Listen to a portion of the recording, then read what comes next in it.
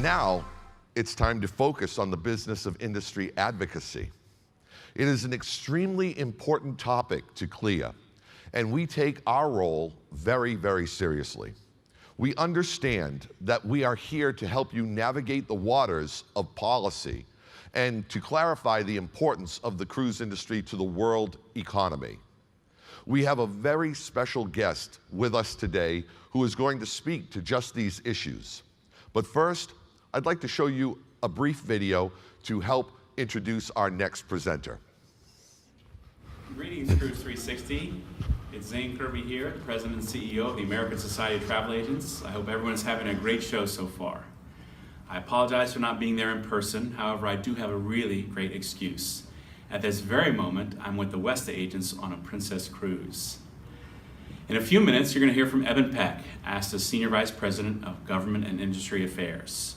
Now, you're going to learn what I already know, and that's that in addition to being younger and smarter than I am, Eben's also a better speaker. But it's not all about Eben. A few months ago, Cindy and I met to discuss the important work that associations do to maintain important relationships with key legislators and regulators here in Washington. Now, once a year, we ask you to join in that work by flying into Washington and meeting with your legislators and their staffs. Now, in order to present a more united front and to be more sensitive to your time, we've decided to conjoin our legislative days this year. So they're going to be June 7th and 8th here in Washington. I want to thank Cindy for her collaborative spirit and for her leadership.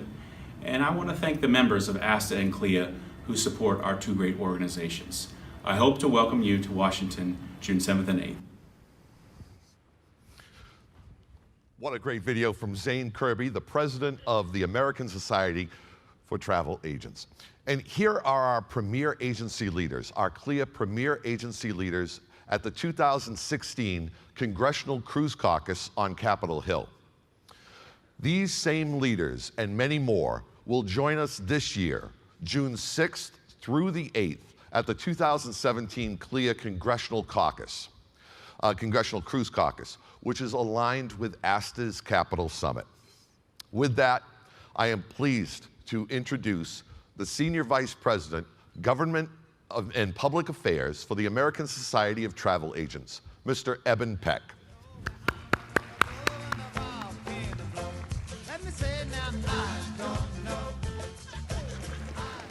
Good morning, CLIA. How are you? Great. We're back.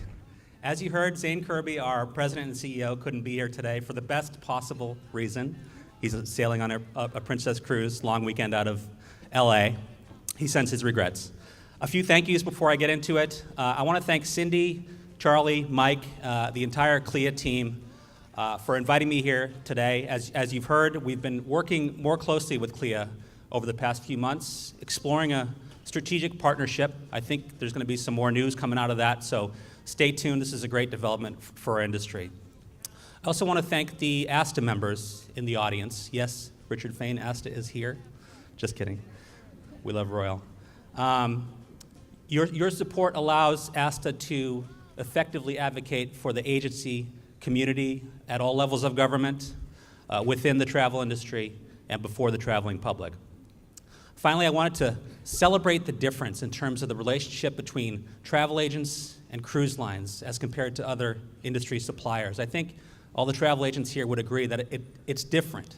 It's a true partnership. And as an example of that, no fewer than 7 cruise lines are ASTA proud partners, which is the highest possible level of support. I just want to single them out for thanks: Carnival, Norwegian, AMA Waterways, Celebrity, Royal Caribbean, world's leading cruise lines, and Holland America. Thank you, thank you.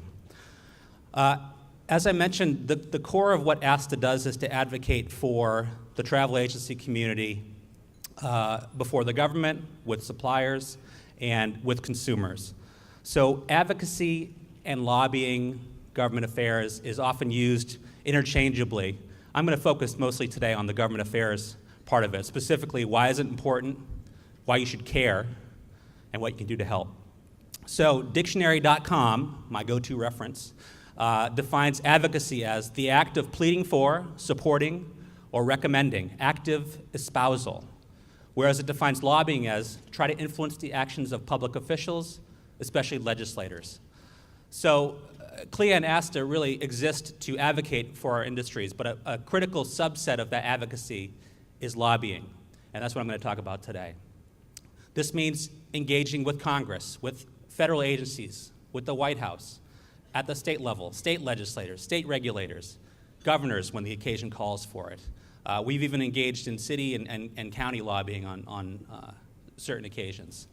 So what exactly is lobbying? I like to think about it as a three-legged stool. There's direct lobbying, which is meetings and phone calls from association staff, in our case, working with outside lobbyists, contract lobbyists, which both ASTA and CLIA have right now.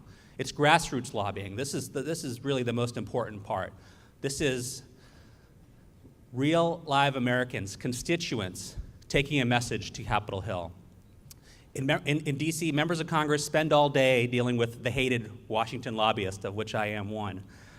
It's very easy to say no to us. It's much harder to say no to a constituent, to a voter, to a small business owner. And then there's the third part of lobbying is money. Money talks in DC. Both CLIA and ASTA have political action committees, or PACs, because that's how the game is played. This is a perfectly legal way for us to pool our members' resources and engage in the political process and get your voice heard by legislators. It is not, I would stress, a means of buying votes or anything nefarious like that. It assures that you have a seat at the table and your voice is heard. And this reminds me of the old Washington saying, if you're not at the table, you're on the menu, because there's a lot of stuff going on. It moves really fast. If they're not hearing your point of view, you're going to get left out. So why is this work important? I'm going to give you 4 real-life examples that are going on right now. Several states are looking to expand their sales tax to service industries, including in 3 states that I know of so far, to travel agency services. Now, we're not sure if it's on service fees or commissions, but to give you an example of Ohio, the governor wants to apply the state sales tax to travel agency services. The state says this is going to raise $23 million in 2018. That's $65,000 in new taxes for each and every travel agency in Ohio. This has to be fought tooth and nail. Travel agency disclosures, for those of you who sell air. Every time the aviation policy bill goes through Congress, the solution to any airline bad behavior or potential bad behavior is to add a new consumer disclosure that you have to make to your clients when you're selling an air ticket. You already have to deal with about 7 disclosures per transaction today. They want to add more. The last go-round, they wanted to add, there was a total, I think, of 6 new disclosures that they would have added. That would have cost you all $56 million a year in talk time, lost sales, opportunity costs. Travel insurance.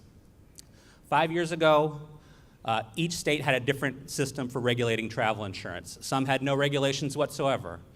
Some treated travel agents who offer insurance to their clients as full-fledged homeowners insurance agents or auto insurance agents, complete with fingerprinting, background checks, annual tests. We've been working with the travel insurance industry and CLIA as well to put in place a single standard across the country, one system for states to regulate travel insurance. And it's in place so far in 44 states. That reform alone has saved travel agencies $9 million a year in licensing costs, training, et cetera. Finally, last example, and this is my favorite, the Cruise Passenger Protection Act of 2013, introduced by now departed Senate Commerce Committee Chairman, would have required plain English summaries of cruise contracts of carriage to be provided to consumers at point of sale. The penalties under this bill for not making that disclosure was $25,000 per day, $50,000 per day for continuing violations, $250,000 for willfully skirting this requirement, and up to a year in prison for not making a disclosure. This just drives home the fact that it's an unfortunate reality. Legislators don't know how your business operates. It's critical that you have a voice in Washington. So hopefully I put the fear of God into you. We'll move on to what you can do to help. This is the most important part. Stay informed.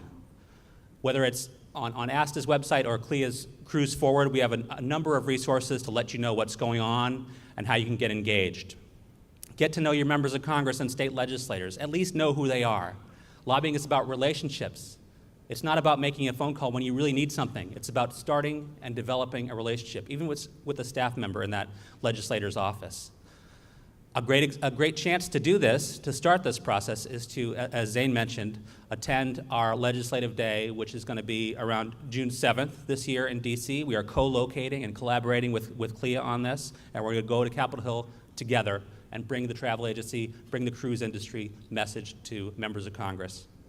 Respond to our action alerts. On ASTA's website, we currently have live action alerts where you can click through, email your state legislators, or make a phone call. For Ohio, on the tax issue I mentioned, for Missouri, Pennsylvania, and a couple other states on Real ID, which is an issue where state-issued driver's licenses aren't going to be acceptable to board commercial flights in January 2018. We need to fix that. And I'm certain CLIA has some action alerts running as well.